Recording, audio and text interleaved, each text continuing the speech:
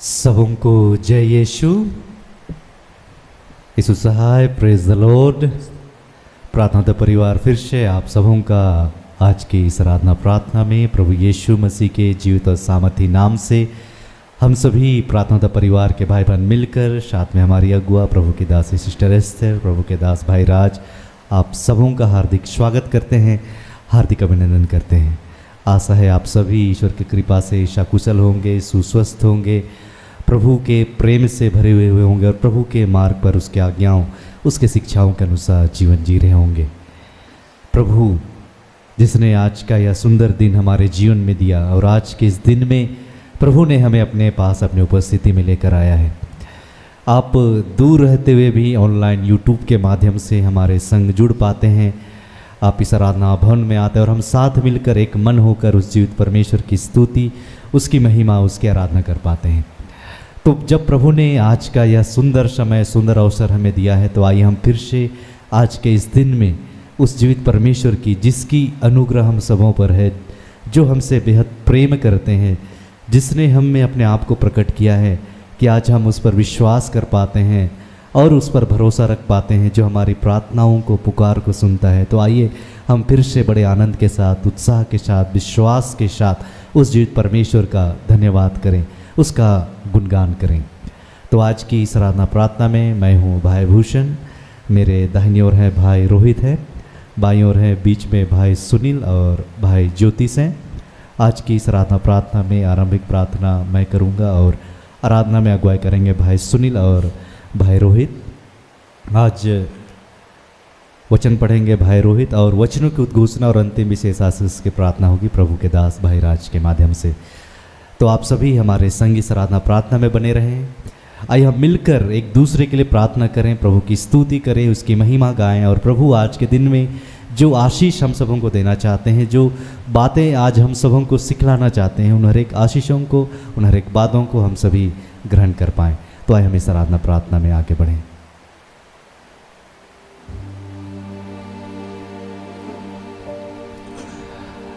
आइए हम प्रार्थना करेंगे।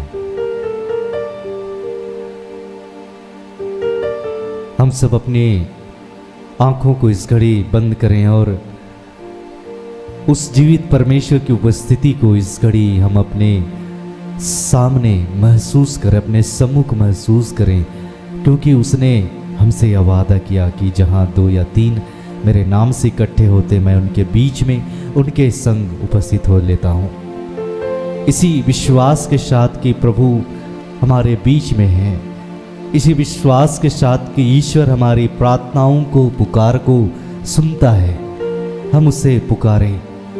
इसी विश्वास के साथ कि वो हमारा प्रभु है, वो हमारा ईश्वर है, जो चाहता है कि हम उसे पुकारें, उसे ढूंढें, उसके नाम की दुहाई दें। तो आइए हम मिलकर प्रभु का धन्यवाद करें, प्रभु को पुकारें। हे जीवित, महान, सर्वशक्तिमान, अनुग्रहकारी, प्रेमी पिता, हे मेरे ईश्वर, हे मेरे प्रभु, हे मेरे जीवन के मालिक, हे मेरे जीवन के आधार, हे सृष्टि के रचयिता, सब कुछ को बनाने वाले ईश्वर, हे प्रभु, हम आपका गुणगान गाते हैं पिता, हम आपकी महिमा गाते हैं प्रभु, हम आपके नाम को ऊंचा उठाते हैं प्रभु, हम आपकी स्तुति करते हैं, हम आपकी आराधना करते हैं पिता। हे प्रभु, आप ही महिमा के योग्य हैं, आप ही स्तुति के योग्य हैं, आप ही आराधना के योग्य हैं। आपको छोड़ और कोई नहीं है प्रभु। हाँ प्रभु, हम आपका धन्यवाद करते हैं कि हम पर प्रभु आपकी यह अद्भुत अनुग्रह है कि हे पिता, आज हम आपके निकट आ पाते हैं, आज हम आपको जानने वाले हो पाते हैं, आज हम आप पर विश्वास करने वाले हो पाते हैं। हाँ प्रभु, आपने तो कहा कि पिछली पीढ़ी को देखो, किसने ईश्वर पर भरोसा किया, किसने ईश्वर पर विश्वास किया और वह परित्यक्त हुआ।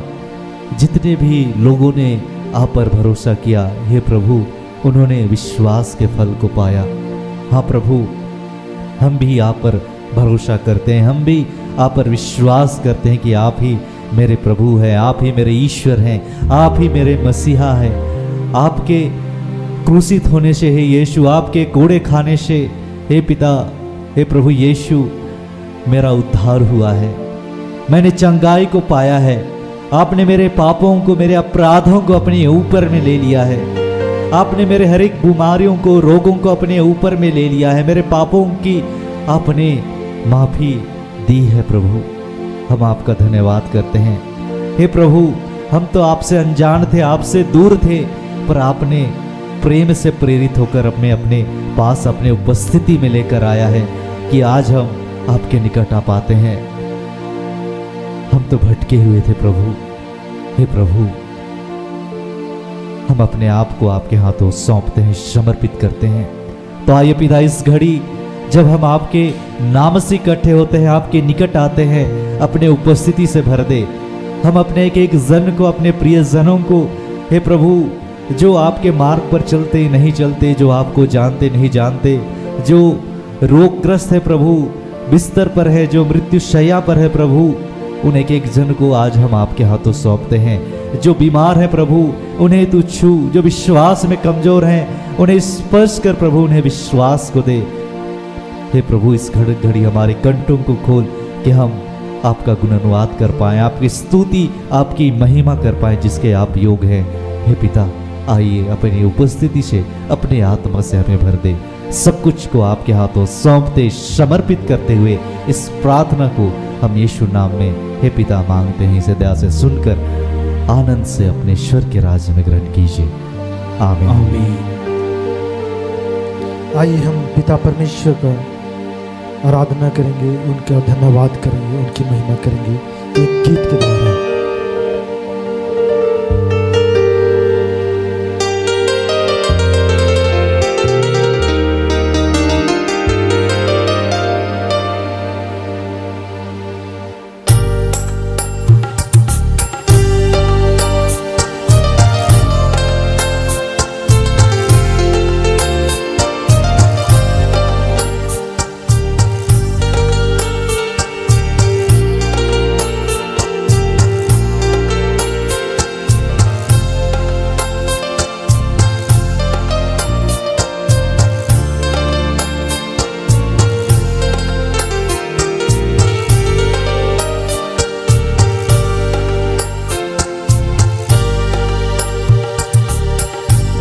परमेश्वर, सुत प्रभु ईश्वर, पावन आत्मा ईश्वर, तेरी स्तुति हो, महिमा गान हो, तेरी प्रशंसा भी हो। पिता परमेश्वर, सुत प्रभु ईश्वर, पावन आत्मा ईश्वर, तेरी स्तुति हो, महिमा गान हो, तेरी प्रशंसा भी हो। आराधना, आराधना, आराधना, आराधना,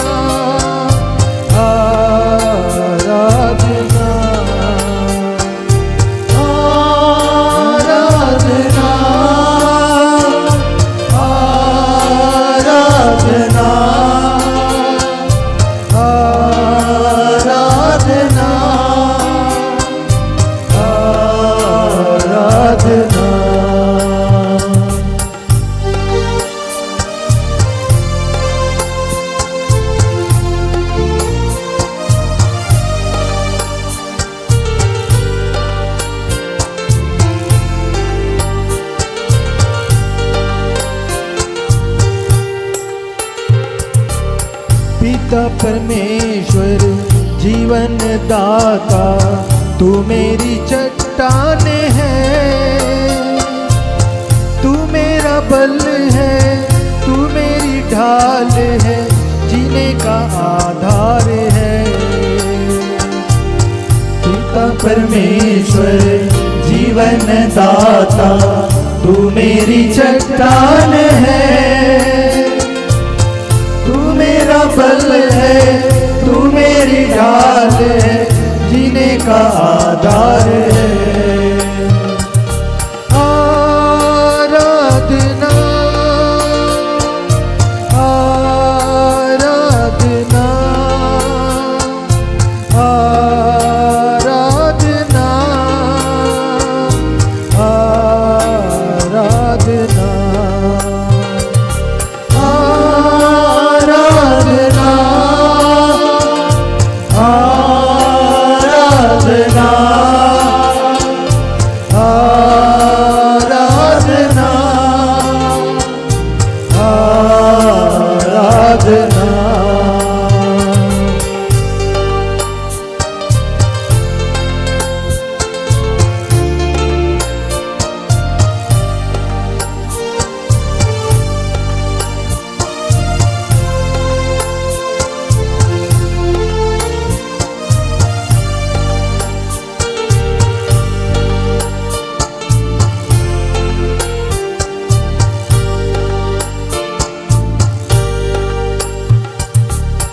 हे प्रभु यीशु मुक्ति प्रदाता, तू मेरा संगीत है, तू मेरी अमीत है, तू मेरा गीत है, सब कुछ तू ही तो है। हे प्रभु यीशु मुक्ति प्रदाता, तू मेरा संगीत है,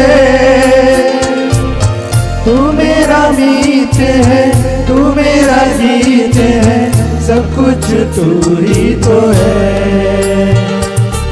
आराधना आराधना आराधना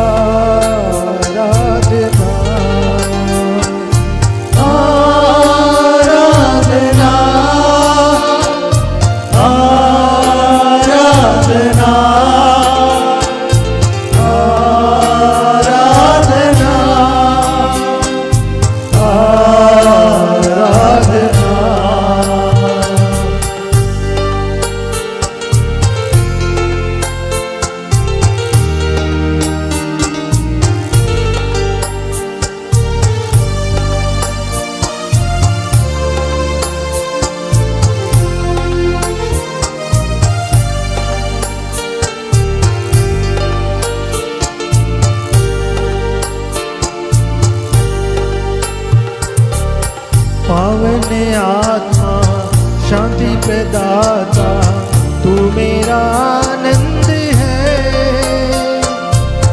तू मेरा ज्ञान है, तू मेरा प्राण है, मेरा सहारा तू है। पावन आत्मा शांति प्रदाता, तू मेरा आनंद है, ज्ञान है, तू मेरा प्राण है, मेरा सहारा तू है। आराधना आराधना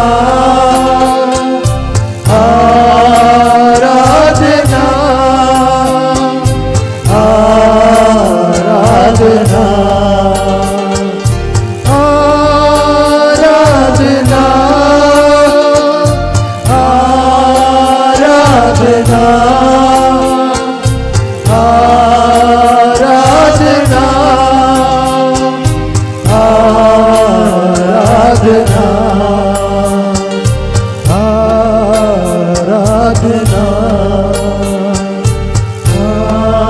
आराधना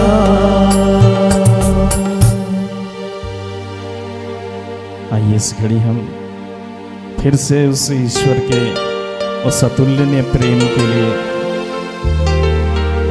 जिसको उसने हम पर बरसाया है और हमेशा से हमसे प्रेम करते आया है, हम धन्यवाद करेंगे। हम इस घड़ी उस ईश्वर के उस वायदे को याद करेंगे, जैसा उस ईश्वर ने अपने वचन में कहा है। क्या स्त्री अपना दुधुआ बच्चा भुला सकती है? क्या वह अपने गोद के पुत्र पर तरस खाएगी? यदि वह भुला भी दे तो भी मैं तुम्हें कभी नहीं छोड़ूंगा, कभी नहीं त्यागूंगा। वो ईश्वर ऐसा हमसे प्रेम करता है। तो आइए इस घड़ी हम भी उस ईश्वर से कहें, हे ईश्वर, मेरे जीवन में चाहे जितनी भी विपरीत परिस्थितियां आए, लोग साथ दे ना दे, मैं आपके संग रहना चाहता हूँ, चाहती हूँ। आप पे बने रहने की कृपा मुझे दीजिए। इस प्रार्थना के साथ आइए हम और प्रभु की आराधना में आगे बढ़ेंगे। सारा जग चाहे, सारा जग चाहे मुझे ठुकराए, मैं पल्ला तेरा नहीं छोड़ना, नहीं छोड़ना, मैं पल्ला तेरा नहीं छोड़ना।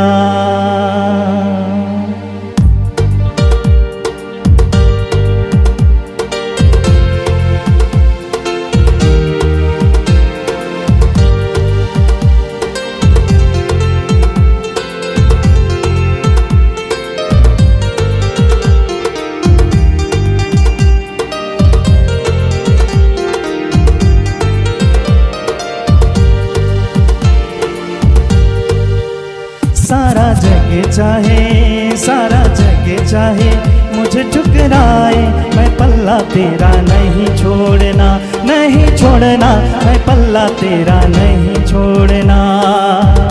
सारा जग चाहे, सारा जग चाहे मुझे ठुकराए, मैं पल्ला तेरा नहीं छोड़ना, नहीं छोड़ना, मैं पल्ला तेरा नहीं छोड़ना।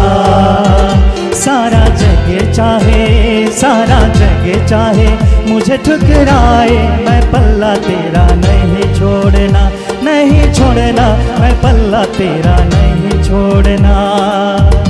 सारा जग चाहे, सारा जग चाहे मुझे ठुकराए, मैं पल्ला तेरा नहीं छोड़ना, नहीं छोड़ना, मैं पल्ला तेरा नहीं छोड़ना।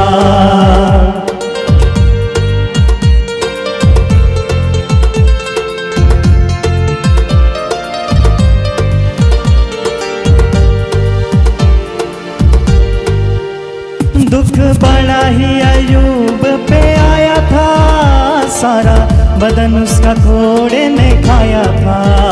दुख बड़ा ही अयूब पे आया था, सारा बदन उसका घोड़े ने खाया था। ऐसा दुख चाहे, ऐसा दुख चाहे मुझ पे भी आए, मैं पल्ला तेरा नहीं छोड़ना, नहीं छोड़ना, मैं पल्ला तेरा नहीं छोड़ना। सारा जग चाहे, सारा जग चाहे मुझे ठुकराए, मैं पल्ला तेरा नहीं छोड़ना, नहीं छोड़ना, मैं पल्ला तेरा नहीं छोड़ना।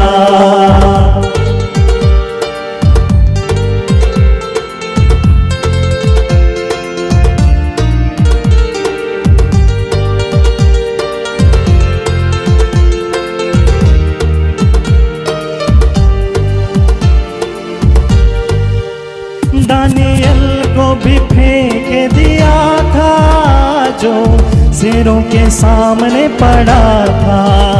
दानियल को भी फेंक दिया था, जो शेरों के सामने पड़ा था।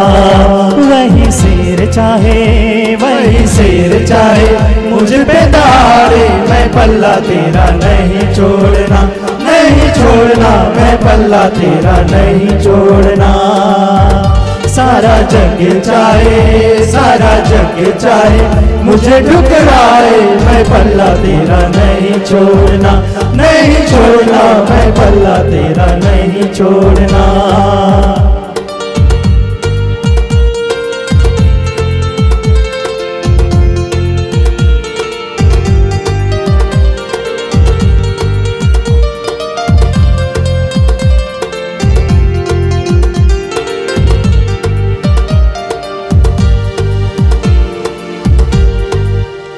बात सुन लो रब के प्यारियो, कभी दुखों में हिम्मत ना हारियो। बात सुन लो रब के प्यारियो, कभी दुखों में हिम्मत ना हारियो। उसके लिए चाहे, उसके लिए चाहे जान भी जाए, मैं पल्ला तेरा नहीं छोड़ना, नहीं छोड़ना, मैं पल्ला तेरा नहीं छोड़ना। सारा जग चाहे, सारा जग चाहे मुझे ठुकराए, मैं पल्ला तेरा नहीं छोड़ना, नहीं छोड़ना, मैं पल्ला तेरा नहीं छोड़ना।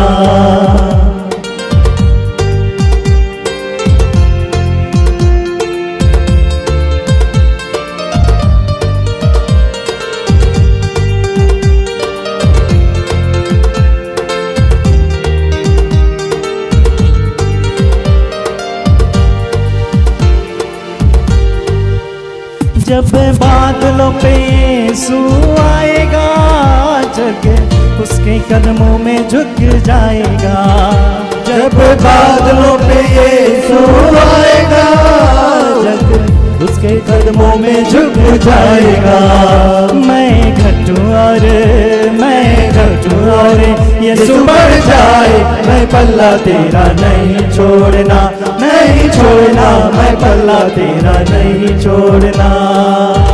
सारा जग चाहे, सारा जग चाहे मुझे ठुकराए, मैं पल्ला तेरा नहीं छोड़ना, नहीं छोड़ना, मैं पल्ला तेरा नहीं छोड़ना।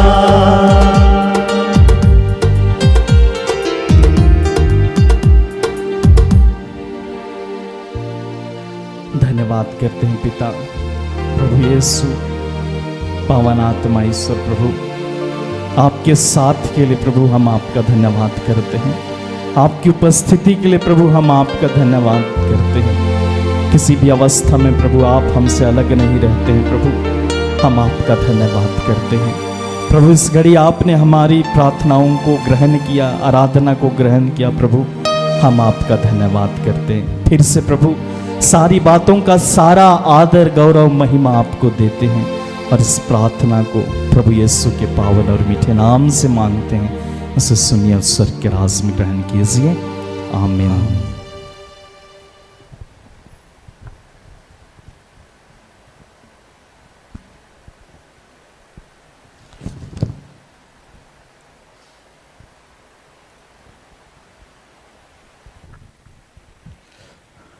आज के लिए यहाँ का ठहराया गया वचन जिसे प्रभु ने हमारी अगुआ सिस्टर एस्थर के माध्यम से दिए हैं, दो वचन दिए हैं। पहला वचन है भजन संहिता स्तोत्र ग्रंथ अध्याय 3 वचन संख्या 1 से लेकर 3 तक। प्रभु कितने ही हैं मेरे शत्रु, कितने ही हैं जो मुझसे विद्रोह करते हैं, कितने ही हैं जो मेरे विषय में यह कहते हैं उसका ईश्वर उसकी सहायता नहीं करता। प्रभु तू ही मेरी ढाल है और मेरा गौरव है, तू ही मेरा सिर ऊंचा करता है। हम दूसरे वचन को सुनेंगे। दूसरा वचन है प्रेरितों के कार्य प्रेरित चरित्र अध्याय 15 वचन संख्या 36। कुछ समय बाद पौलुस ने बरनाबस से कहा, आइए हमने जिन जिन नगरों में प्रभु के वचन का प्रचार किया वहां फिर चलकर भाइयों से मिले और यह देखें कि वे कैसे हैं। यह प्रभु की वाणी है। ईश्वर को धन्यवाद।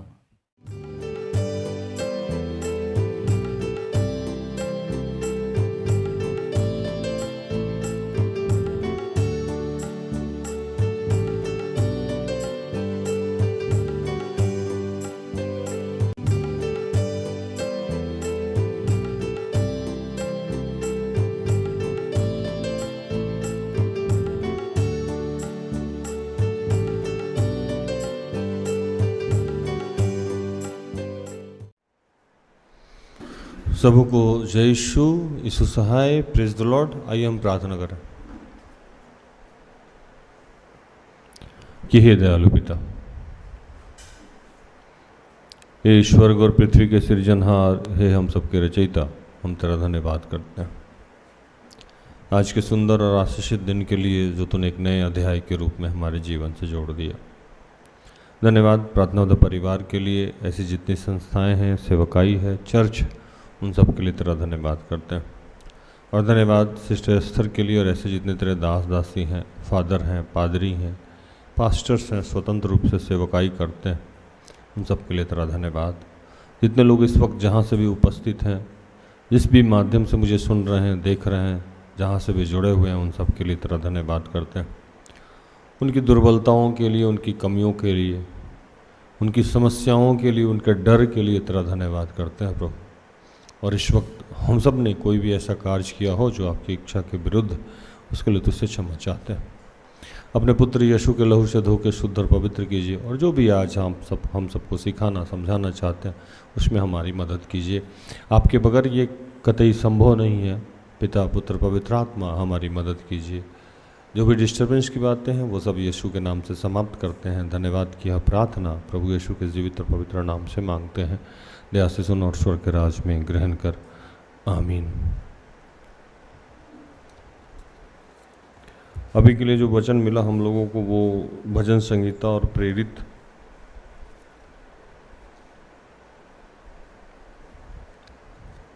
हे यहोवा मेरे शताने वाले कितने बढ़ गए हैं, और जो मेरे विरुद्ध उठते हैं बहुत हैं। बहुत से मेरे प्राण के विषय में कहते हैं कि उसका बचाव परमेश्वर की ओर से नहीं हो सकता है।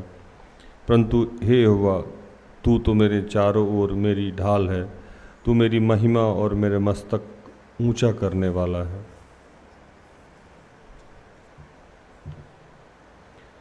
कुछ दिनों के बाद पौलुस ने बरनबास से कहा, जिन जिन नगरों में हमने प्रभु का वचन सुनाया था, आओ फिर उनमें चलकर अपने भाइयों को देखें कि वो कैसे हैं। भजन संगीता और प्रेरित से ये वचन जहाँ से लिया गया है, दाऊद एक महान राजा के रूप में स्थापित किए जा रहे थे। मैं कितनी बार बताता हूँ कि दाऊद एकदम से यरूशलेम के राजा नहीं हुए थे। जैसे इसको साधारण करके मैं हर बार ये बताता हूँ कि अगर मान लीजिए किसी को भारतवर्ष का राजा बनना है तो वो टुकड़ा में राजा बना। पहले वो झारखंड स्टेट का राजा बना, फिर वो बिहार का राजा बना, फिर वो छत्तीसगढ़ का राजा बना, फिर वो असम का राजा बना। टुकड़ा में पहले स्टेट में डिस्ट्रिक्ट वाइज वो नियंत्रित करते गया। छोटा छोटा राजा स्टेट का राजा बनते बनते और एक समय ऐसा आया कि वो पूरे भारतवर्ष का राजा बना। तो उसी तरीके से दाऊद पहले छोटे छोटे शहरों पे और छोटे छोटे जगहों को अपने अधिकार में लिए और बहुत बाद में पूरे यरूशलेम का राजा बने थे वो। तो उस प्रक्रिया में दाऊद की स्थिति बहुत दयनीय होती थी। दाऊद के आसपास के जो लोग थे वो विद्रोह करने लगते थे और पड़ोसी जो राज्य थे उनसे वो जाके मिल जाते थे और विद्रोह की ऐसी बड़ी अवस्था होती थी कि लगता था कि दाऊद की अब मृत्यु हो जाएगी। और दाऊद वहाँ से फिर भागते थे, अपने आप को बचाते थे, अपने टीम के साथ काम करते थे। और उसी समय दाऊद ये प्रार्थना कर रहे हैं, हे यहोवा, मेरे सताने वाले कितने बढ़ गए हैं और जो मेरे विरुद्ध उठते हैं वो बहुत हैं। बहुत से मेरे प्राण के विषय में कहते हैं कि उसका बचाव परमेश्वर की ओर से नहीं हो सकता है। परंतु हे यहोवा, तू मेरे चारों ओर मेरी ढाल है, तू मेरी महिमा और मेरे मस्तक का ऊंचा करने वाला है। अपने आप से दाऊद बात कर रहे हैं। ये अवस्था हमारी हो सकती है कि हमारे इर्द गिर्द जो लोग हैं वो हमें बर्बाद करना चाहते हैं, हमें बदनाम करना चाहते हैं, हमें परेशान करना चाहते हैं। और ये कोई बाहरी लोग नहीं हैं, ये आपके अपने ही लोग हैं। हो सकता है कि आपकी पत्नी हो सकता है आपके पति हो सकता है आपका सगा बेटा हो सकता है आपकी सगी बेटी हो, आपके सगे भाई बहन हो, या आपके सहयोगी कर्मचारी गर्ल हो जहां आप काम करते हैं। तो उस अवस्था में जब हम जाते हैं तो हमें भी ये बार बार अपने आप से कहना है कि प्रभु, हम जानते हैं कि ये चारों तरफ से लोगों ने हमें घेर रखा है, लेकिन हम ये जानते हैं, परंतु पढ़िए 3 भजन संहिता 3:3।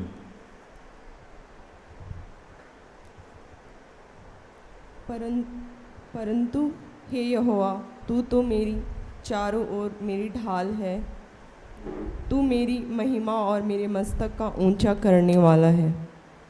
ये बार बार दाऊद अपने आप से कह रहे थे। और स्थिति वहां ऐसी थी कि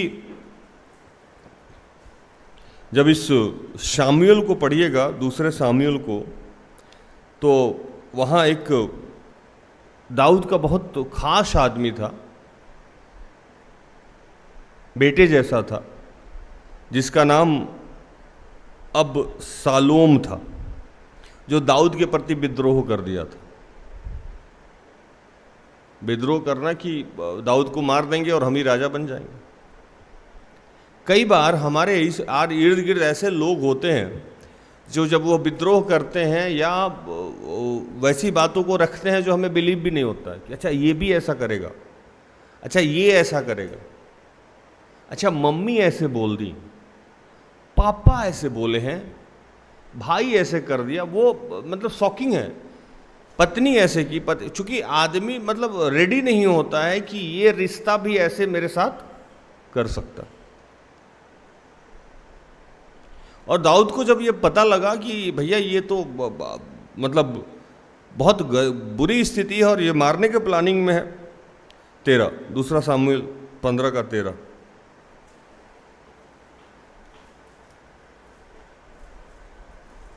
और 14।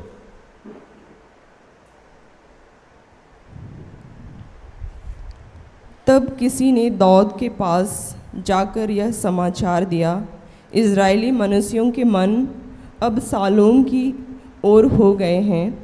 तब दाऊद ने अपने सब कर्मचारियों से जो यरूशलेम में उसके संग थे कहा, आओ हम भाग चलें, नहीं तो हम में से कोई भी अबशालोम से ना बचेगा। इसलिए फुर्ती करते चले चलो, ऐसा ना हो कि वह फुर्ती करके हमें आ घेरे और हमारी हानि करे और इस नगर को तलवार से मार ले। दाऊद को जब ये पता लगा कि अबशालोम उसको मारने के चक्कर में और खुद राजा बनने के चक्कर में लगा, तो जो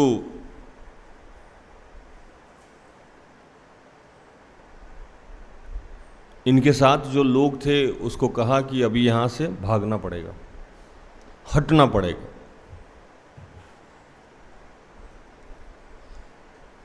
और वहाँ से वो हटा। 2 सामुएल 17:22।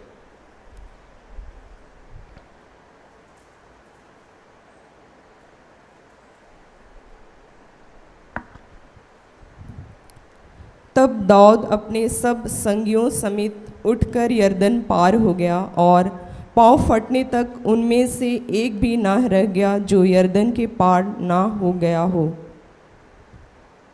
भाग गया।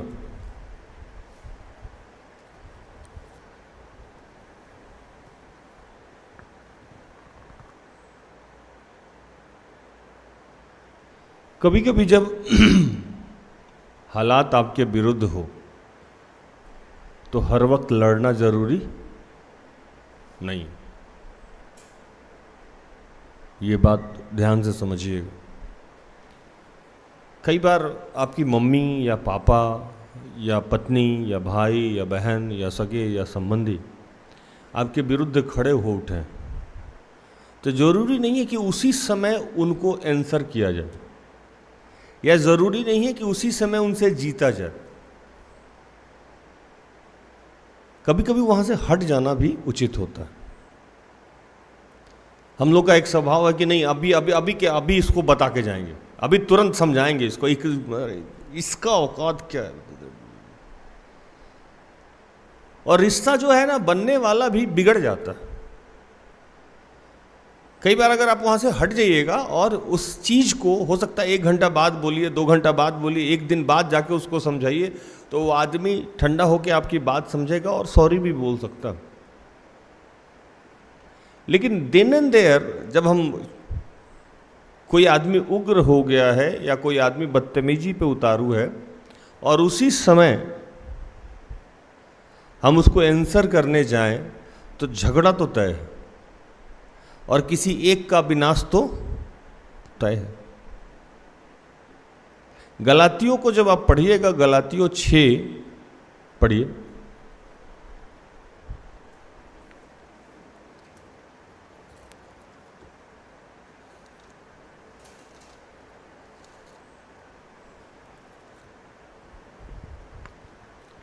वचन समझ में आ रहा है आप लोग को? जो लोग YouTube पे हैं उनसे मैं बात कर रहा हूँ। वचन समझ में, आप लोग को समझ में आ रहा है वचन?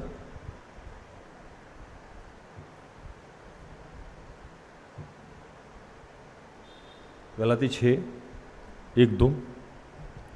हे भाइयों, यदि कोई मनुष्य किसी अपराध में पकड़ा भी जाए तो तुम जो आत्मिक हो नम्रता के साथ ऐसे को संभालो और अपनी भी चौकसी रखो कि तुम भी परीक्षा में ना पड़ो। तुम एक दूसरे का भार उठाओ और इस प्रकार मसीह की व्यवस्था को पूरी करो। लिखता है गलातियों 6:1, तुम एक दूसरे का भार उठाओ। कोई जब दुर्बलता में हो, परेशानी में हो, परीक्षा में हो, तो उसको भी संभालो, अपने आप को भी संभालो। पता लगता है कई बार हम लोग दूसरे को सुधारने के चक्कर में अपनी आत्मा को नाश कर देते। कई बार बच्चों को सुधारने के चक्कर में मम्मी इतनी रूड हो जाती हैं कि लगता है कि वही दुष्ट आत्मा ग्रसित हो गई, या पिता इतने रूड हो जाते हैं कि जब से उनको अपने शरीर पे उनका नियंत्रण नहीं रहता,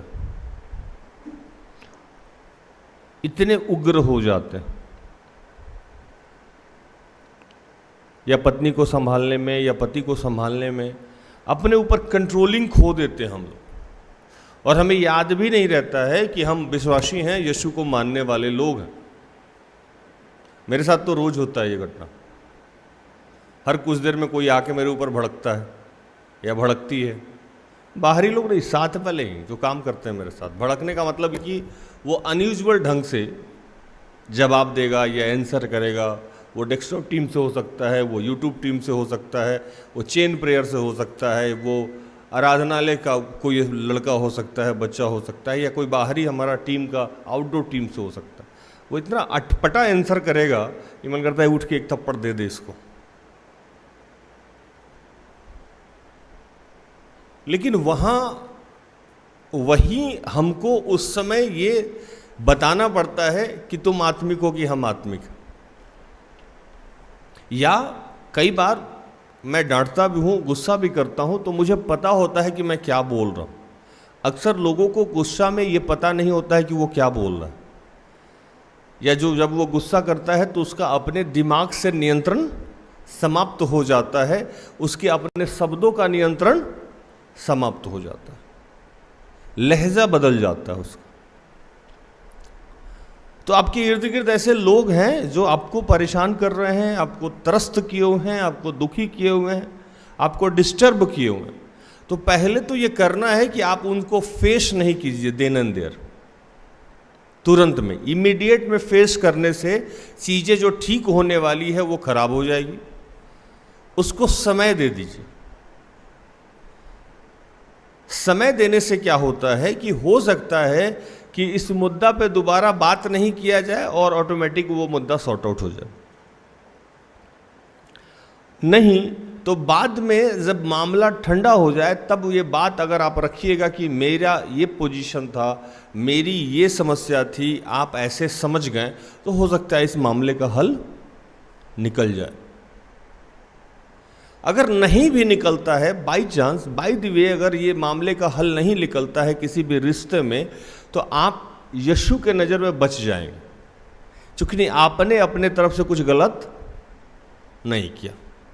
बाइबल के शिक्षा के आधार पे आपने इस मामला को सॉर्ट आउट किया। आप देखते होंगे, आपने बाइबल पढ़ा होगा, नए नियम में जहां जहां यीशु से फरीसी लोग भिड़ता था, वहां वहां यीशु या तो चुप हो जाते थे, कुछ देर बाद जवाब देते थे। जैसे एक छोटी सी घटना मैं आपको बताऊं कि एक व्यभिचारी स्त्री को यीशु के पास लाया गया और उनसे लोग कहने लगा कि मूसा की व्यवस्था में लिखा है कि जो व्यभिचार में पकड़ा जाए उसे पत्थर मार मार के मार देना चाहिए। और आज भी बहुत सारे कंट्री में ये नियम है। यीशु क्या किए? वहां चुप हो गए। लिखता है वहां, जब वचन पढ़िएगा तो लिखा है कि यीशु वहां चुप हो गए। जब यीशु चुप हो गए और थोड़े देर बाद, जब होता क्या है कि आपसे किसी आदमी का लड़ाई हो रहा, झगड़ा हो रहा, पति पत्नी का लड़ाई हो रहा है, भाई बहन का लड़ाई हो रहा है, माँ बाप से लड़ाई हो रहा है, वो आदमी उग्र है, आप सही हो वो गलत है, ये आप भी जानते हो, मैं भी जानता हूं। लेकिन जब वो आदमी गलत है और फिर भी टिका हुआ है कि आप गलत हैं, इसका मतलब कि उसका ब्रेन काम करना बंद कर दिया। या तो ब्रेन काम करना बंद कर दिया है, या वो दुष्ट आत्मा से ग्रसित है, या किसी इंसान के प्रभाव में, किसी दूसरे इंसान के प्रभाव में वो आ गया, फिर वो आपसे मिसबिहेव कर रहा है, या दूसरा रास्ता ढूंढ लिया है फिर मिसबिहेव कर रहा है। जैसे आमतौर पे जो आज रिलेशन ब्रेक हो रहा है, विशेषकर पति पत्नी की बात कर दें, या बॉयफ्रेंड गर्लफ्रेंड की बात कर दें, या भाई भाई की बात करें, या भाई बहन की बात करें, तो उस रिलेशन में एक बहुत अहम चीज़ मैंने पिछले 10-12 सालों से देखा है। आधी जीवन मेरी बीत गई काउंसलिंग करते करते, मतलब 10-12 साल से जो मैंने सबसे ज़्यादा वो जो काम किया है वो काउंसलिंग किया है। और काउंसलिंग में जो सबसे ज़्यादा जो काउंसलिंग का काम किया है मैंने शराबी का, नशे से जो लोग ग्रसित हैं, और जो लोग तलाक देने जा रहे हैं या व्यभिचार में, ये टाइप रहा है मेरे काउंसलिंग का। और पता नहीं ये इसमें इतना काउंसलिंग क्यों करवाता है ब्रो। तो उस काउंसलिंग में मैंने देखा है कि जब किसी भी रिश्ते को कोई छोड़ता है तो कहीं ना कहीं से उसमें तीसरे किसी का एंट्री रहता है। जरूरी नहीं है कि तीसरे से उसका कोई अफेयर हो या रिश्ता हो, कंट्रोलिंग तीसरे के हाथ में चला गया, और वो तीसरा व्यक्ति रिश्ते को सुधारने के बजाय रिश्ते को खराब कर रहा है। जैसे एक उदाहरण के तौर पे स्प्रिया और ज्योतिष पति पत्नी है ना। अब स्प्रिया मेरे पास कोई मुद्दा लेके आ रही है और मैं जान रहा हूं कि स्प्रिया मुझे पिता की तरह, बड़े भाई की तरह मानती है, एक उदाहरण दे रहा है। और ये ज्योतिष का कोई समस्या लेके आई कि भैया ज्योतिष ने मेरे साथ ऐसा ऐसा मिसबिहेव किया, मैं क्यों मानूं। अब मेरे पास दो अवस्था है, या तो इसको हवा दे दूं या तो पानी डाल दूं। मैंने क्या किया, उसमें घी डाल दिया, हवा नहीं, उसमें 1 चम्मच घी डाल दिया। बहुत उड़ रहा था लोग, बहुत मोटरसाइकिल पे साथ साथ घूमता था, बताते हैं। अब बार बार स्प्रिया आ रही है और स्प्रिया को लग रहा है कि भैया बहुत अच्छे व्यक्तित्व के आदमी हैं, इन्होंने मुझे अब तक संभाला, शादी कराया, सेटल कराया, लेकिन अचानक से मैं उसको मिसगाइड करने लगा। ये रिश्ता बचेगा कि खत्म हो जाएगा? खत्म हो जाएगा, है ना। तो कभी भी जो दो रिश्ते में अगर दरार पड़ रहा है तो वहां समस्या क्या है कि जब इस वहां सबसे पहले जो मैंने आज गलातियों को पढ़ा आपके लिए, फिर से पढ़िए सबरम जी। हे भाइयों, यदि कोई मनुष्य किसी अपराध में पकड़ा भी जाए तो तुम जो आत्मिक हो नम्रता के साथ ऐसे को संभालो और अपनी भी चौकसी रखो कि तुम भी परीक्षा में ना पड़ो। रहने दीजिए। हे भाइयों, कोई व्यक्ति अगर अपराध में पकड़ा जाए तो नम्रता के साथ ऐसे व्यक्ति को संभालो, ताकि और अपनी भी चौकसी करो। किसकी चौकसी करो? अपनी भी चौकसी, मतलब अपना भी ध्यान रखो कि उसका तो जो होगा सो होगा, आपको भी तो स्वर्ग मिलना है। जैसे आजकल के माँ बाप बच्चे पकड़े जाते हैं तो यहाँ मारते हैं, पकड़ के पटक के गाली देंगे, बदतमीजी से बच्चों को डील करेंगे और जाके पूछेंगे मारे नहीं, पढ़ता नहीं तो मारे नहीं। अरे मारने का एक तरीका होता है, बच्चों को बच्चे के साथ बात करने का एक तरीका होता है। किस उम्र में किस तरीके से बात किया जाए, किस उम्र में किस तरीके से डांटा जाए, किस उम्र में कितना इंटरफेयर किया जाए, ये भी तो एक सिस्टम है ना, एक भी तरीका है। और आप ऐसे बात कर रहे हो जैसे आप एकदम पता नहीं इलिटरेट हो, गंवार हो, वैसे अपने बच्चों को डील कर रहे हो और कह रहे हो कि बच्चे मेरे गलत कर रहे हैं, इसलिए नहीं पढ़ रहे थे, नहीं खा रहे थे या फेल कर गए। उसका डांटने का एक तरीका है, उसका तो पता नहीं, आपका आत्मा जरूर नाश होने वाला है। ठीक पति पत्नी में भी, या बॉयफ्रेंड गर्लफ्रेंड में, या भाई बहन में, या किसी भी रिश्ते में यही घटना आज घट रही है कि जब कोई भी समस्या उत्पन्न हो रहा है तो कोई सुनने को तैयार नहीं है। हम झुकेंगे नहीं, वो झुकेगा नहीं। एक पंजाबी गाना था कि आपा दोनों रुस बैठे तो मनाई कौन दे। मतलब अगर दोनों आदमी अगर रूठ ही गया तो मनाने के लिए किसी एक आदमी को तो बढ़ना पड़ेगा ना, कि दोनों ही रूठा रहा, हम इधर मुंह फुला के, शबनम जी इधर मुंह फुला, मनाएगा कौन? कोई एक आदमी तो आगे बढ़ेगा, कोई एक आदमी तो ठंडे दिमाग से सोचेगा, कोई एक आदमी तो विनम्रता को ग्रहण करेगा, कोई एक आदमी तो यीशु के प्रज्ञा को पकड़ेगा, तब तो मामला चेंज होगा। नहीं तो अगर रस्सी को दोनों तरफ से खींचा जाए तो टूटने के अलावा कोई और काम होगा उसका? टूट ही जाना, चाहे जितनी भी मजबूत रस्सी हो वो टूट ही जाना। दाऊद पे जब आक्रमण हुआ, दाऊद बहुत शक्तिशाली व्यक्ति था, दाऊद अभिषिक्त था, दाऊद को यह पता था कि पूरे यरूशलेम का राजा बनने के लिए ही मेरा अभिषेक किया गया है और मैं धीरे धीरे धीरे धीरे राजा बनने जा भी रहा हूं। अभी छोटे छोटे स्टेट का राजा बना हूं, मैं अकेले घर से निकला था, मैं चरवाहा था, लेकिन अब एक स्टेट का राजा बना, अब 2 स्टेट का राजा बना, अब 3 स्टेट का राजा बना, आज नहीं तो कल मैं पूरे यरूशलेम का राजा बन जाऊंगा। ये उसको पता था। लेकिन फिर भी जब अचानक से कोई आदमी उसके साथ विद्रोह करता था, कोई आदमी उसके एंटी चला जाता था, या कोई आदमी उसका गालू गलौज करता था, तो दाऊद में एक गुण हमेशा पाया जाता था कि पहले वो अलग हट जाता था। जंगल में शेर शिकार करने से पहले पीछे जाता है, आगे नहीं जाता है। कोई भी बुद्धिमान व्यक्ति किसी को चीज को डील करने से पहले उसके बारे में, उसके तथ्यों के बारे में, उसके समस्याओं के बारे में सोचता है। जैसे मेरे पास कोई भी मामला आता है या कई बार मैं भी किसी से नाराज हो जाता हूं तो मैं ये सोचता हूं कि उसकी अवस्था क्या है। मैं अपनी अवस्था सोच के नाराज हो गया, लेकिन उसने ऐसा कार्य क्यों किया ये भी मैं बाद में सोचता हूं। और जब प्रभु मुझे समझा देता है तो उससे बोलने से पहले मैं ही उसे जाके लिपट जाता हूँ, भैया चलो ठीक है, क्या फर्क पड़ता है। क्योंकि बाइबल लिखता है कि सूर्य अस्त होने से पहले पहले अगर आप अपने गुस्से को नहीं छोड़ देते हैं तो वो पाप में तब्दील हो जाता है। कहाँ तब्दील हो जाता है? पढ़िए इफिसियों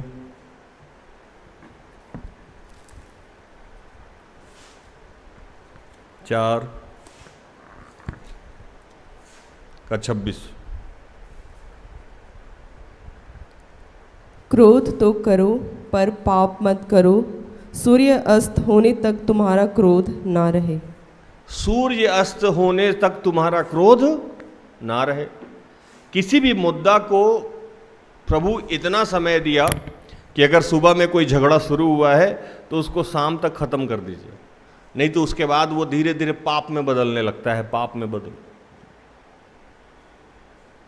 अक्सर महिला लोग में ये गुण ज़्यादा पाया जाता है। जैसे मान लो कि मेरे और मेरे वाइफ में किसी बात को लेके समस्या उत्पन्न हुआ, मैं चला गया, मैं आया यहाँ काम किया और मैं शाम में गया तो मुझे हो सकता है कि वो बात याद, उदाहरण दे रहा हूँ, मेरी बीवी बहुत अच्छी हैं, झगड़ा नहीं करती, और मैं शाम में जब गया वहाँ तो बीबी एकदम तैयार वार होके वेट कर रही है, आने दो जरा इसको, सुबह क्या बोल के गया थे। और मैं जैसे घर में गया और जाते जाते वो हमसे पूछने लगे, सुबह में ये बात आप क्यों बोले थे? मैंने ये बोला था, आप ये बोले थे, इसका आंसर अभी के अभी दीजिए। अब जेंट्स सोचता है क्या बोले थे सुबह में, दिमाग में ही हट गया है ना, लेकिन वो याद रखे हुई है। या फिर जेंट्स भी कई बार उस तरह के हैं, शाम में घर पहुंचते, अच्छा सुबह ऐसा कैसे बोली थी, जरा बैठना इधर, बताना क्या हो गया था, उस समय तो हम जल्दी में थे, अब बताओ क्या बात। आप क्या कर रहे हैं, उस मुद्दा को कैरी करके ला रहे हैं, जबकि प्रभु इस बात की इजाजत आपको नहीं देता है। सूर्योदय से लेकर सूर्यास्त के बीच में किसी भी प्रकार का कितना भी बड़ा मुद्दा हो तो आप उसको भूल जाइए, नहीं तो नेक्स्ट डे ये गुस्सा नहीं रहेगा, क्या हो जाएगा, ये पाप हो जाएगा। फिर आपको अपने कलीसिया के विधि के अनुसार पाप स्वीकार करना पड़ेगा। अगर उस दिन तक इसको सलट लिए तो इसके लिए पाप स्वीकार करने की जरूरत तो नहीं पड़ेगी। दूसरा वचन लिखता है कि जैसे हम अपने अपराधियों के अपराध क्षमा करते हैं, तू भी हमारे अपराधों को क्षमा कर। बाइबल में जब यीशु से पूछा गया कि कितनी बार क्षमा करें, तो यीशु ने कहा 7 को 70 से गुना कर दो। बाइबल में जहां जहां 7 अंक का इस्तेमाल किया गया है वो पूर्णांक है, मतलब कंप्लीट है। 7 को 70 से गुना करने का मतलब है कि 7 को 70 से अगर आप गुना करेंगे तो 449 आएगा, नियर अबाउट 449। एक आदमी एक दिन में आपके प्रति 440 या 449 450 बार गलती नहीं करेगा, करेगा? नहीं करेगा। तो उस हद तक जाके आपको माफ करना है। क्यों माफ करना है? क्योंकि इसलिए माफ करना है कि वहां जहां मैं इसको छोड़ गया था, यीशु के पास जब एक व्यभिचारी स्त्री को लेके गया और वहां यीशु से हम लोगों ने 2 चीज सीखा। एक तो यीशु चुप हो गए थोड़े देर के लिए और प्रभु से प्रार्थना करके ये पूछने लगे कि ये बात तो सही कह रहा है, तर्क संगत है, तो इसको आंसर कैसे करेंगे? क्योंकि सच में मूसा के व्यवस्था में, 10 कमांडमेंट्स में या मूसा का जो रूल रेगुलेशन था उसमें ये लिखा था कि कोई आदमी व्यभिचार में पकड़ा जाए तो आप उसको पत्थर से मार दें। यीशु पढ़े थे, यीशु जानते थे। अरे मूसा को जो 10 कमांडमेंट दिए थे वो कौन दिया था? यीशु के पिता ही दिए थे। तो यीशु को तो पता ही होगा कि क्या मेरे पापा बोल के आए हैं, है ना। और जब सृष्टि की रचना हो रही थी तब भी पिता, पुत्र, पवित्र आत्मा वही थे। यीशु किसी चीज से अनभिज्ञ थे नहीं। तो ये सोचने लगे कि एकदम से आंसर क्या किया जाए। तो जब आप चुप होके उस समय को समय देते हो, समय को समय देते हो, तो आपका बुद्धि काम करता है, आपका प्रज्ञा काम करता है और एक आंसर ऐसा आपके सामने निकल के आता है जिससे चीजें ठीक हो सकती है। लेकिन जब आप फटाफट जवाब देते हो तो वो चीज़ झगड़े में तब्दील हो जाएगी, क्योंकि आप भी बिना विचारे जवाब दे दिए हो, बिना सोचे जवाब दे दिए हो। हालेलुया। तो यीशु वहाँ चुप हो गए और चुप होके कुछ ज़मीन पे लिखने लगे, अपने आप को इंगेज किए। इंगेज करने का सेंस ये था, जब मैं बाइबल पढ़ता हूँ तो वो इंगेज करके अपने आप को पिता से कनेक्ट कर रहे थे कि प्रभु आंसर क्या करे। तो वहां जो आंसर वो किए कि पहला पत्थर वो मारे जिसने पाप नहीं किया। अगर आप किसी पे कोई आरोप लगा रहे हैं तो आपको ये सोचना है कि क्या कभी हमने ये काम नहीं किया है। और जब ये यीशु बोले तो कोई भी फरीसी वहां यीशु को, उस व्यभिचारी स्त्री को पत्थर नहीं मारा।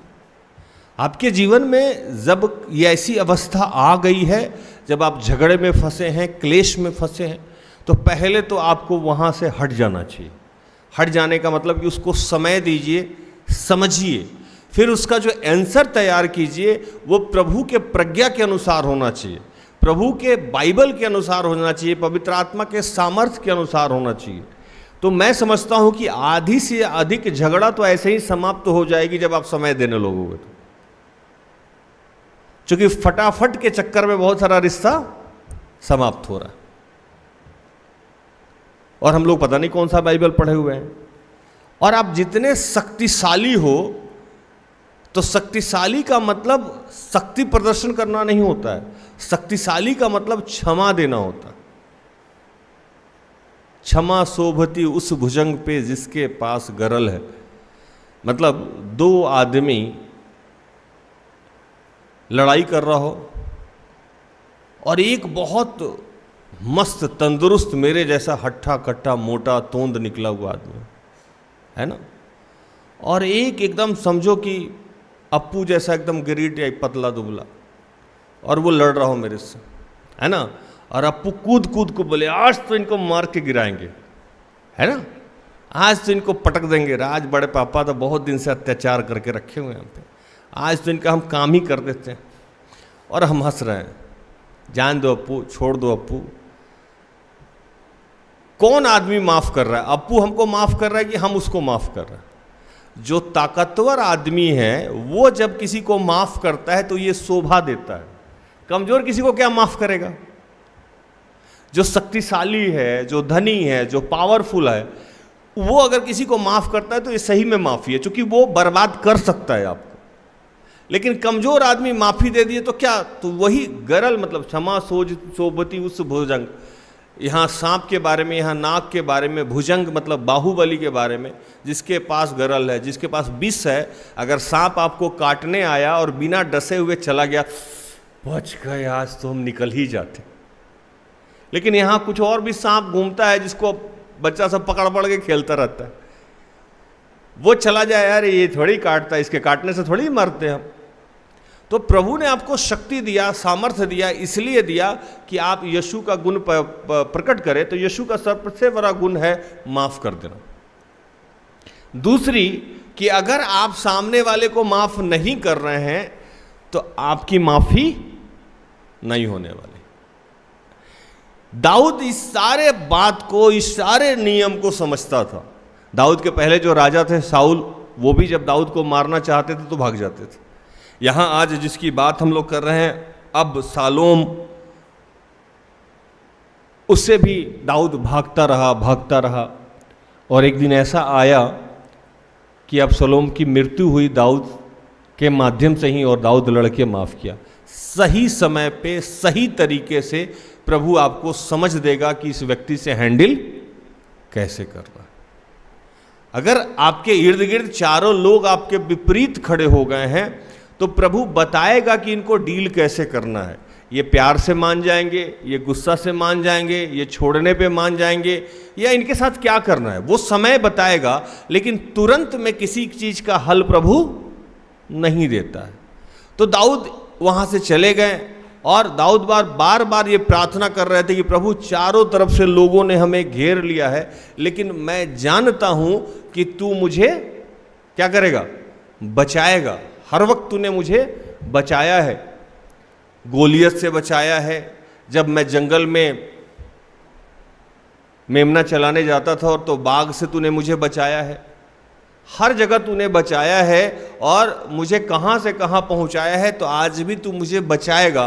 तो जब हम विपरीत परिस्थिति में जाते हैं तो हमें अपने ही पुराने जीवन की बातों को याद करना चाहिए कि प्रभु ने हमें कहां कहां हमारी मदद की है। या इसको दूसरे तरीके से, किसी रिश्ते में अगर झगड़ा होना शुरू हो रहा हो तो उसके साथ बिताए हुए अच्छे वक्त को भी याद करना चाहिए। तो झगड़ा क्या होता है, सलटना शुरू हो जाता है। लेकिन होता क्या है, मैं यूथ क्लास में बताता था कि जब हमारी जैसी अवस्था होती है वैसा ही हमारा ब्रेन काम करता है। जैसे मान लो कि रोहित भाई बैठे हुए हैं सामने, रोहित से मेरा बहुत प्यार है, एक बात कहते हैं, प्यार है भी। किसी दिन रोहित ने मेरी कोई बात नहीं मानी, तो इंसानी दिमाग के अंदर ये ऑटोमेटिक है कि जिस दिन मुझे रोहित नापसंद आया, उस दिन रोहित ने जब जब जो काम मेरे विरोध किया होगा आज से लेकर पिछले 4-5 साल तक, वो सारे चीज़ों को मेरा ब्रेन खुद ही कलेक्ट करके दे देगा। एक दिन ये वीडियो गलत डाला, एक दिन उसका नाम गलत कर दिया, एक दिन ये लेट आया, एक दिन बिना बताए ये सिमडेगा चला गया।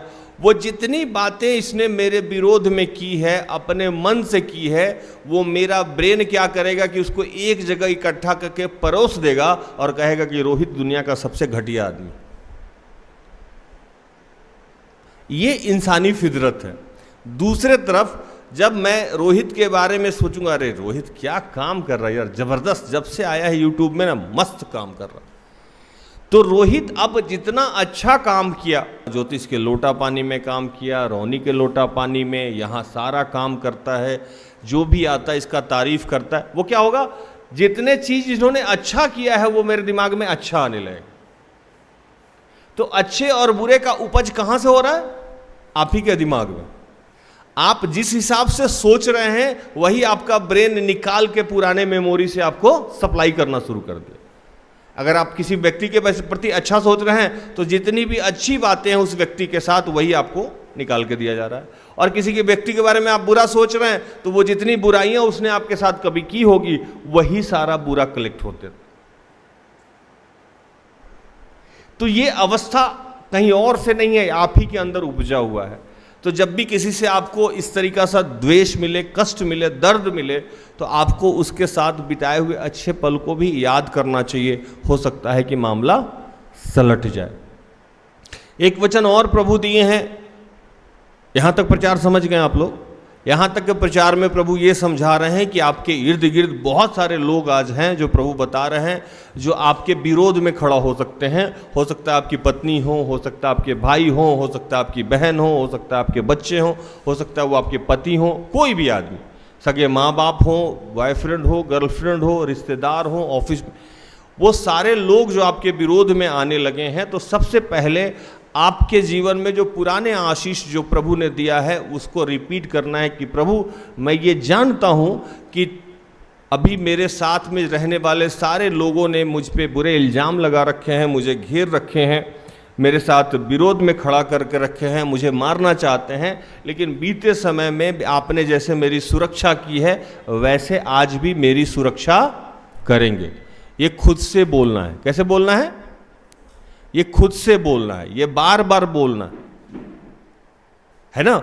जैसे जब यीशु क्रूसित हो रहे थे तो उनको ये बार बार याद आ रहा होगा कि बादल से ये आवाज आई थी कि ये मेरा प्रिय पुत्र है, तो दर्द कम होता है। ये मेरा प्रिय पुत्र है, ये मेरा प्रिय पुत्र है। आप जब मेरे केबिन में जाइएगा तो ये वचन लिखा हुआ है, और प्रभु ने जब जब जो जो अच्छा वचन दिया है, या जब जब मुझे आशीष, अनुग्रह या मेरा पीठ थपथपाया है, उन तमाम चीज़ों को मैं यहाँ, घर पे, सब जगह लगा के रखा हूँ। मैं सोफा पे बैठा हूँ तो मुझे याद आता है कि प्रभु ने मेरे लिए ये कहा। मैं बेडरूम में हूँ तो मुझे पढ़ता हूँ कि प्रभु ने मुझे मेरे लिए ये कहा।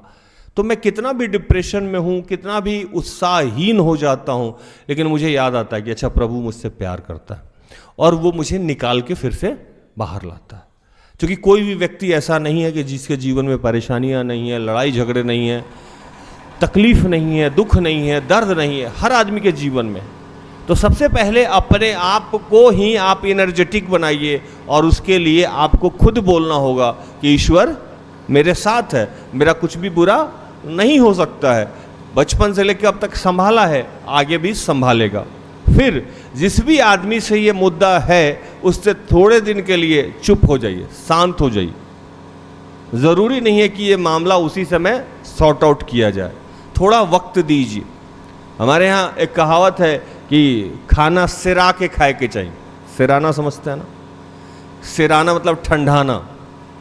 गरम गरम खाना खाइएगा, मुंह जल जाएगा, है ना। तुरंत चूल्हा से खाना उतरा हो और तुरंत खाने लगी, चाहे जितनी भी भूख लगी हो, या तो मुंह जलेगा या हाथ जलेगा या दोनों ही जलेगा।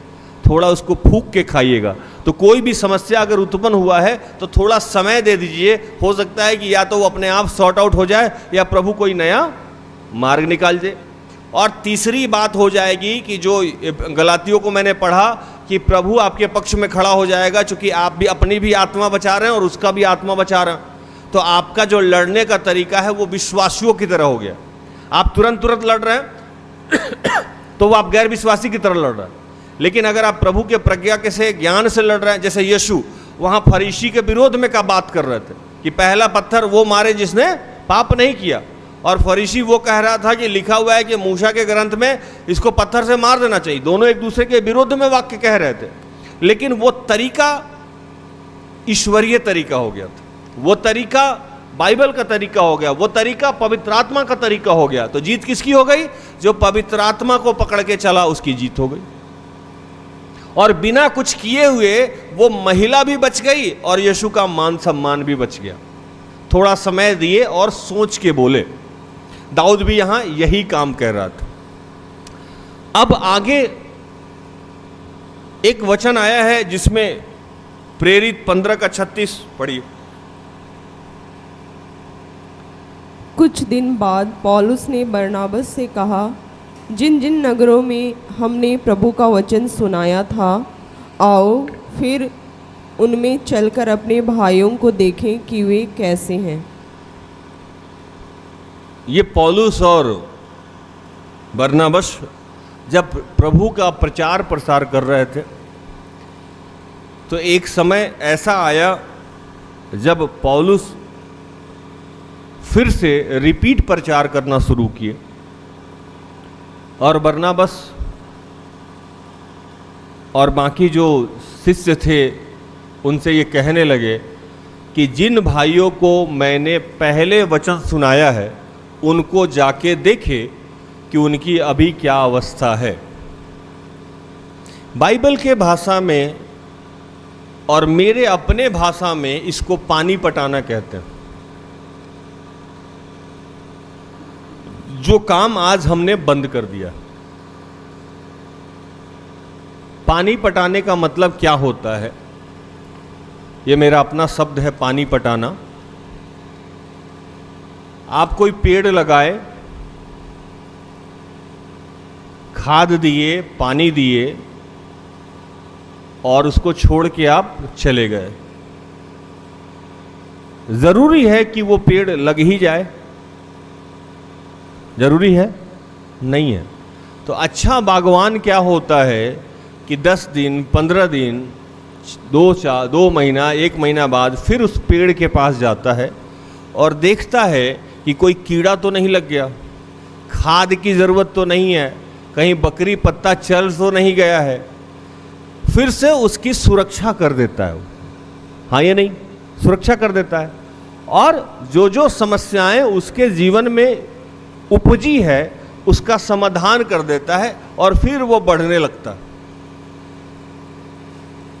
आज हमारे इर्द गिर्द में ऐसे बहुत सारे लोग हैं जिनके लिए हमने प्रार्थना की है, जो हमारे और आपके माध्यम से विश्वास में आए हैं, लेकिन क्या हमने पलट के उनका हाल पूछा है कि अब कैसे हैं? जरूरी है कि आपके माध्यम से जिस विषय पे आपने 1 साल पहले प्रार्थना किया हो, 6 महीना पहले प्रार्थना किया हो, या किसी को आपने ज्ञान दिया हो, या किसी के समस्याओं में आप खड़े हुए हों, उनको दोबारा एक बार रिवाइज कर लेने की ज़रूरत, रिवीजन कर लेने की ज़रूरत है कि वो सब सही है कि नहीं है। हालेलुया। सही है कि नहीं है। क्योंकि पौलुस के साथ एक बहुत गंभीर समस्या थी कि पौलुस को विश्वासियों के ज़्यादा गैर विश्वासियों में प्रचार करने के लिए भेजा गया था। कहाँ भेजा गया था? गैर विश्वासियों के। पजी एक वचन पढ़िए, प्रेरित 15 का 19।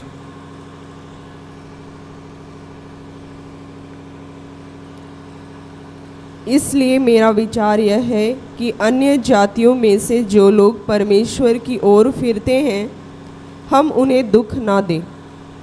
उसके पहले एक और वचन पढ़िए,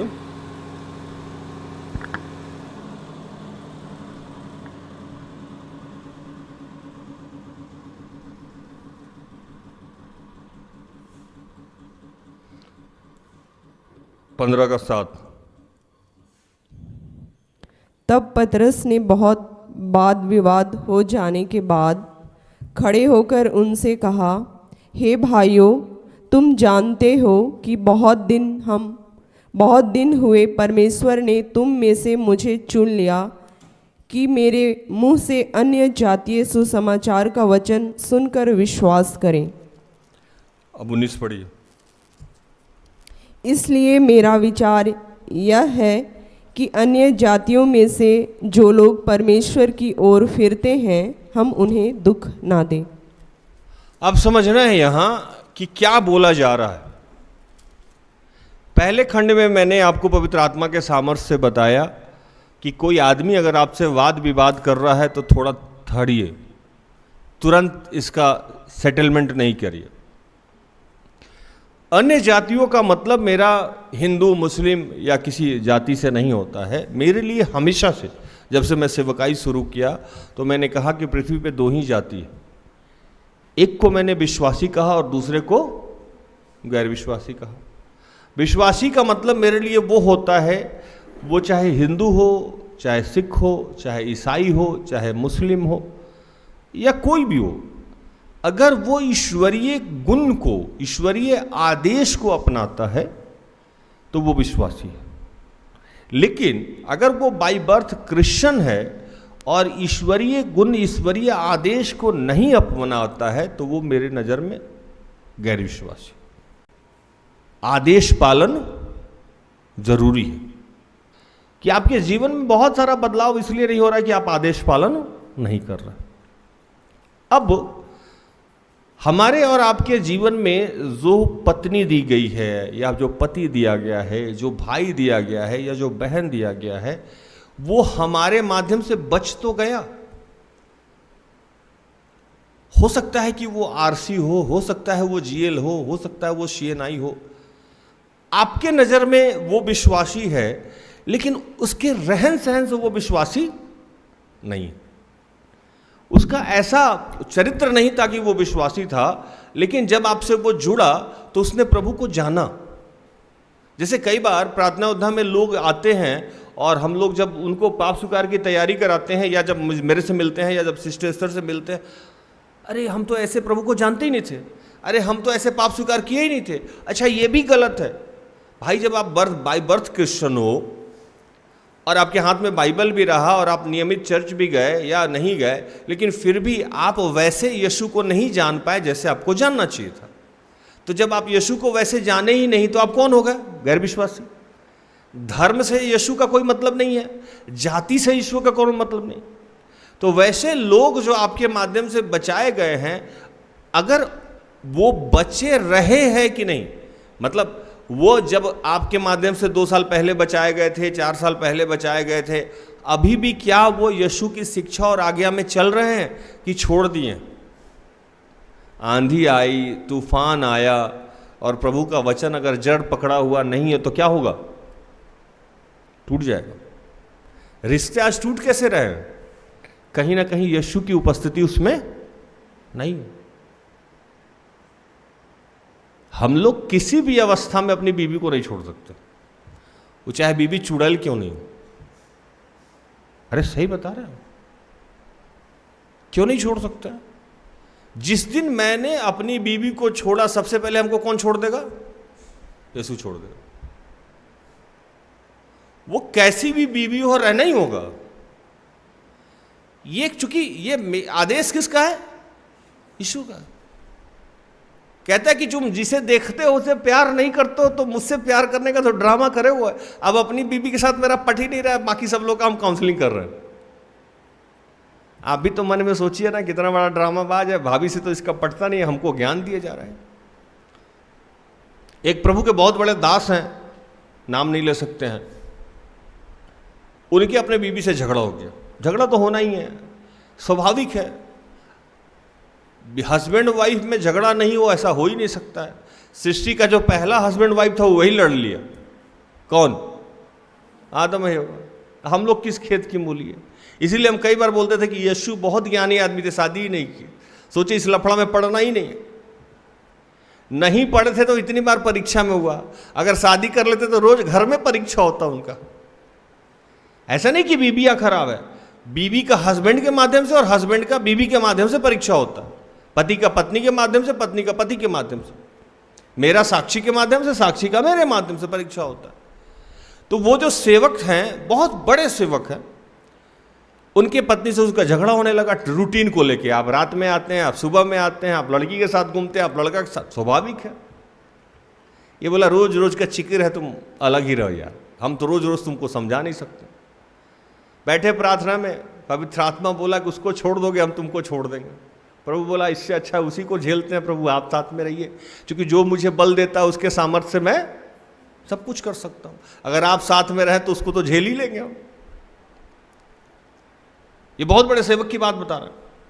तो ये हम लोगों को पता है कि जो आत्माएं हमारे माध्यम से बच रही है, उसको पानी भी पटाना है, उसको देखना भी है, उसका इलाज भी करना है, और उसके सारे कमियों को भी झेलना है।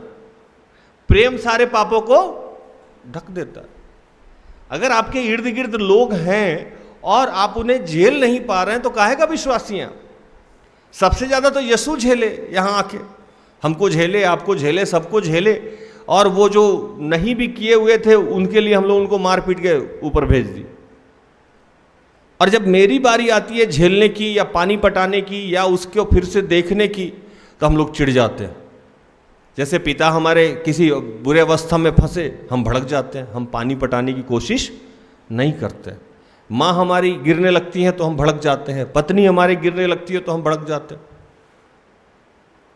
मैं हमेशा कहता हूं कि मैं अपने लाइफ में वैसे व्यक्ति को चाहता हूं कि जब मैं पूरी तरह, ईश्वर न करे कभी ऐसा हो, जब मैं पूरी तरह अविश्वास में चला जाऊं तब भी वो मुझे उठा के लाए, थप्पड़ मार के लाए, डंडा से पीट के लाए और अपने संगति में रखे, हमको प्यार करे, हमारे लिए प्रार्थना करे, हमारे लिए उपवास और प्रार्थना करे और फिर से मुझे इस पुलपिट पे खड़ा कर दे।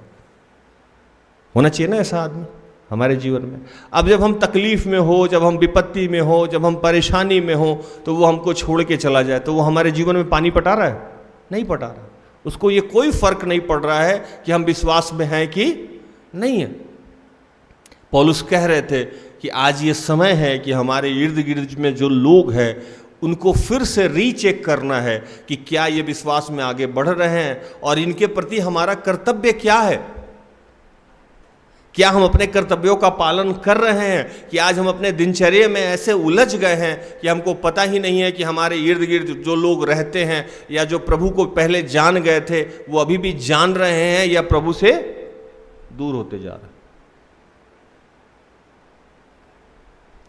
कुछ समय पहले मेरे सगे भाई से मेरे किसी बात को लेके मनमुटाव हो गया था। मतभेद और मनभेद में मतलब समझते हैं ना, मतभेद और मनभेद। जैसे मैं कई बार बोलता हूं कि सिस्टर एस्थर और मेरा मतभेद हो सकता है, मनभेद नहीं हो सकता है। मतभेद और मनभेद में फर्क यह है कि हमारा और उनका मन नहीं मिलता है, और मतभेद का मतलब होता है कि किसी पार्टिकुलर एक चीज में हमारा और उसका मत एक नहीं हो रहा है। स्प्रिया समझ गई? तो मतभेद होना अनिवार्य है, किसी भी रिश्ते में मतभेद हो सकता है। स्प्रिया बोली आज रोटी खाएंगे, ज्योतिष बोला आज भात खाएंगे, ये ट्यूनिंग है। लेकिन मनभेद का मतलब कि अब मेरा तुम्हारा पटना ही नहीं है, किसी भी बात में पटना नहीं, मन ही नहीं मिल रहा है। तो मेरा और सिस्टर एस्थर का मन मिलता है, मतभेद हो सकता है किसी एक पार्टिकुलर चीज़ पे हम लोग डिसीजन हम वो लेते हैं, वो लेते हैं। अब वो कुछ और बोली, हम कुछ और बोले, लेकिन उसमें हम लोग क्या करते हैं, प्रभु से वचन ले लेते हैं। अब जो प्रभु बोला हम मान लिया, बाद में बात खत्म हो गई। तो मेरे भाई साहब से कुछ ऐसी स्थितियां आई थी कि भाई साहब और मेरे में मतभेद हो गया था, है ना। लोगों ने इस चीज़ का कुछ फायदा भी उठाया, मैं चुप रहा। अब दोनों प्रचार को मैं सारांश करके समाप्त कर दूंगा। मैं चुप रहा। लोग कहते थे कि मेरे भाई ये बोलते हैं, मेरे भाई वो बोलते हैं, ऐसे बोल दिया आपके खिलाफ, वैसे बोल दिया आपके खिलाफ, ये बोल दिया, इतना वैसे किया वैसे किया। मैं चुप रहा, मैं चुप रहा, मैं चुप रहा। मैं कभी भी जाके उससे पूछा नहीं कि क्या हुआ। लोग मेरे से बोलते रहे, जो बोलते आते थे मैं उसको समझाता था, जाने दो, होने दो, बच्चा है, देख लेगा, नहीं समझ में आया होगा, कोई कन्फ्यूजन होगा, कोई गुस्सा होगा। मैंने कुछ ऐसा नहीं कहा कि वो जाके जवाब भी देते उसको।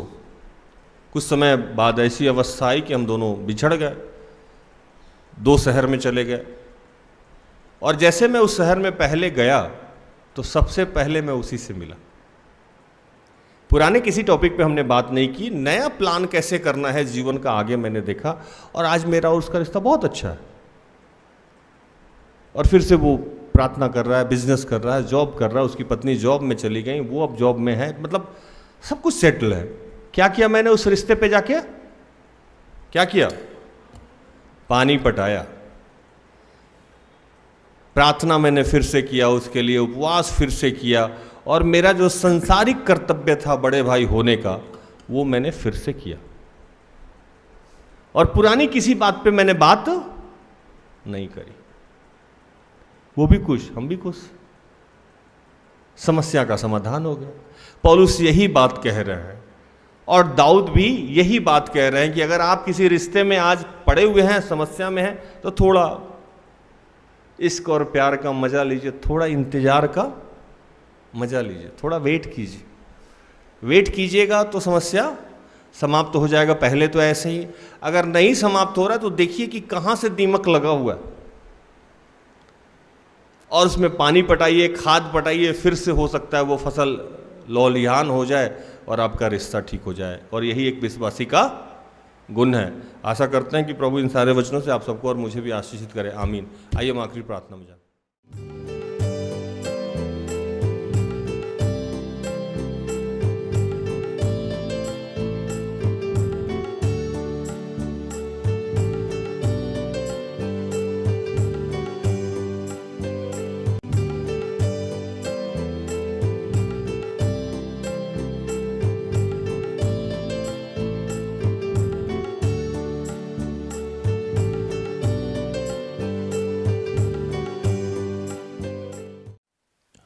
आइए हम पिता का धन्यवाद करें, अपनी आंखें बंद करें और हम अभी वो तमाम लोगों के लिए प्रार्थना करेंगे जो हमें सता रहे हैं। प्रभु ने कहा कि तुम अपने सताने वालों के लिए प्रार्थना करो।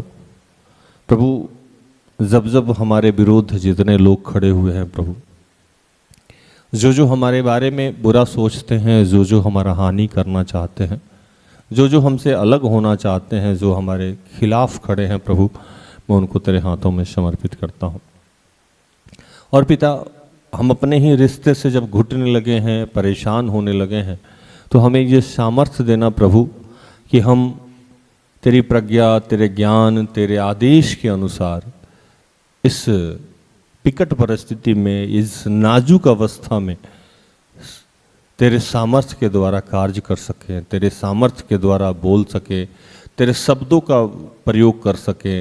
हमारे तमाम इंद्रियों पे, विशेषकर हमारे जुबान पे आपका आशीष हो, अनुग्रह हो, ताकि विकट परिस्थिति में भी प्रभु हम तेरे गुण को प्रकट कर सके कि हम नमक हैं।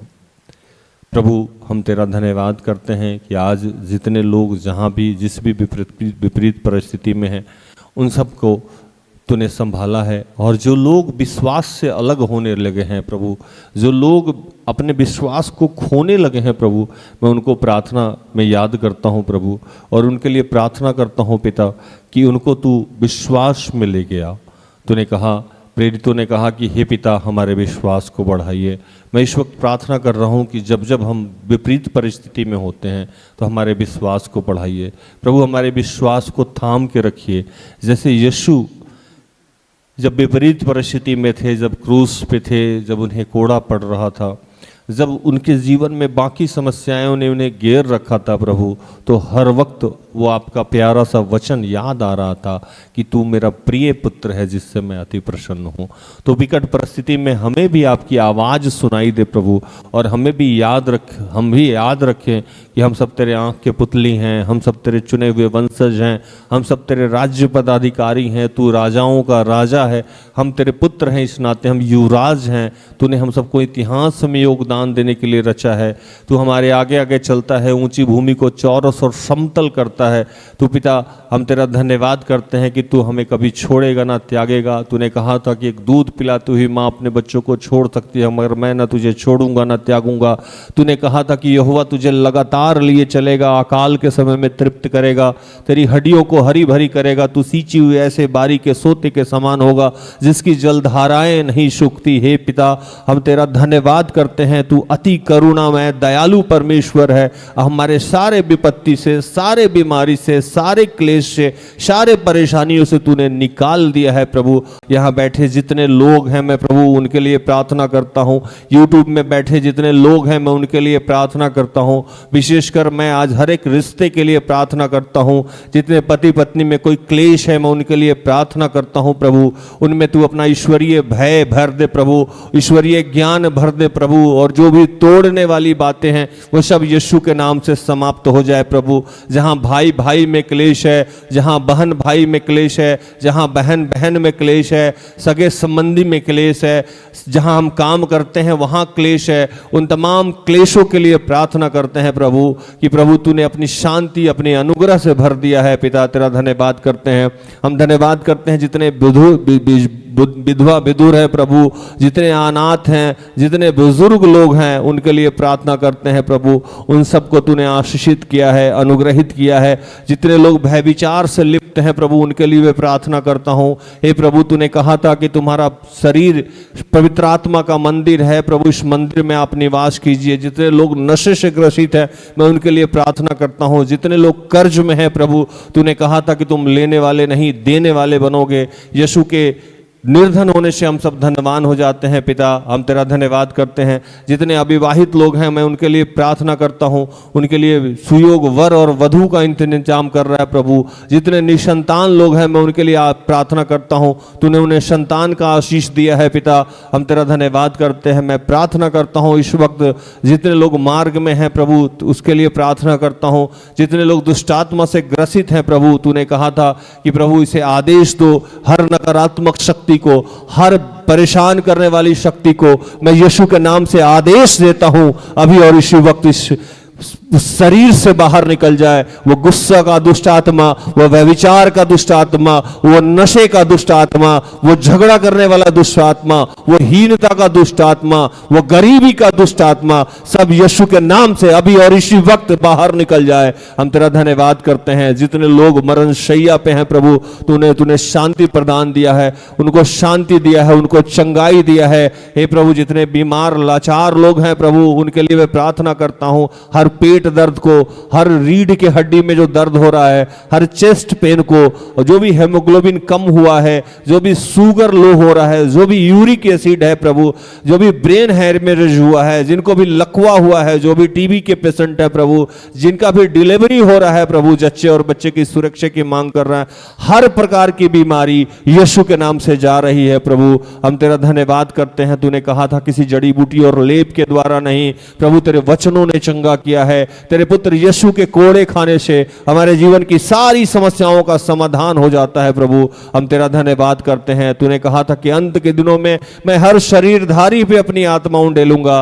हे प्रभु, तेरा धन्यवाद करते हैं। तेरे बच्चे जिस वक्त जहां से भी तुझे पुकार रहे हैं, उन पे अपनी आत्मा उंडेल रहा है। पिता, हम तेरा धन्यवाद करते हैं। तूने कहा था कि मांगने वाले को पवित्र आत्मा क्यों नहीं दी जाएगी। हे प्रभु, इस वक्त बाद तू हम सबको पवित्र आत्मा से भर रहा है। तेरे बच्चों को तूने स्पर्श किया है और उनके जीवन को आशीषित और अपना महिमा लिया है प्रभु। तेरा धन्यवाद करते हुए इन तमाम प्रोग्राम को, इन तमाम प्रार्थना को तेरे हाथों में समर्पित करते हैं और इन तमाम प्रार्थना को यीशु के जीवित और पवित्र नाम से मांगते हैं।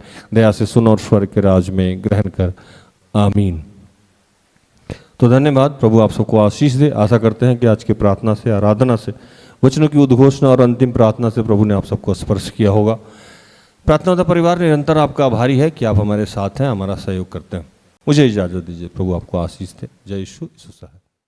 सारे दिल से, सारे मन से तेरी आराधना मैं करूं, तेरी आराधना मैं करूं। सारे दिल से, सारे मन से तेरी आराधना मैं करूं, तेरी आराधना मैं करूं। सारे दिल से, सारे मन से तेरी आराधना मैं करूं, तेरी